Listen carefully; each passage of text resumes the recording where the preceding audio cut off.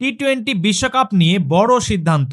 ভারতে নয়, এবার বিশ্বকাপেই খেলছে না বাংলাদেশ। চলুন এ বিষয়ে আরও একটু বিস্তারিত আমরা এই ভিডিওতে জেনে নেই। তাই ভিডিওটি শুরু থেকে শেষ অবধি দেখতে থাকুন এবং চ্যানেলটি সাবস্ক্রাইব করে রাখুন। নিরাপত্তা উদ্বেগের কারণে ভারতে অনুষ্ঠিতব্য টি-20 বিশ্বকাপে অংশ না নেওয়ার সিদ্ধান্তে অটল রয়েছে বাংলাদেশ সরকার। যুব ও ক্রীড়া উপদেষ্টা আসিফ নজরুল স্পষ্টভাবে জানিয়েছেন, এই সিদ্ধান্ত বদলানোর কোনো সুযোগ নেই।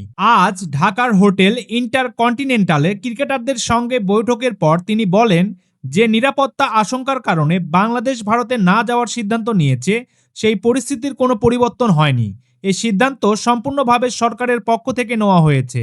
আসিফ নজরুল আরও বলেছেন, আইসিসি বাংলাদেশের ভেন্যু পরিবর্তনের অনুরোধ না রেখে সুবিচার করেনি।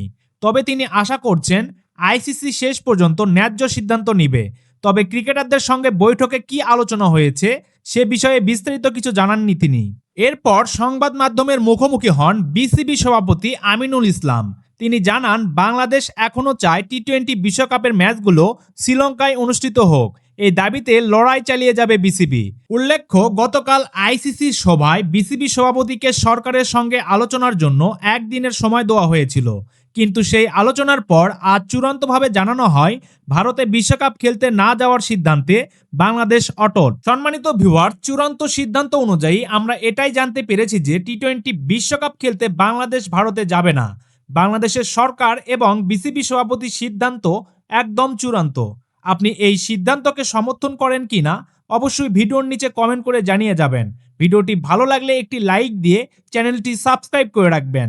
ধন্যবাদ।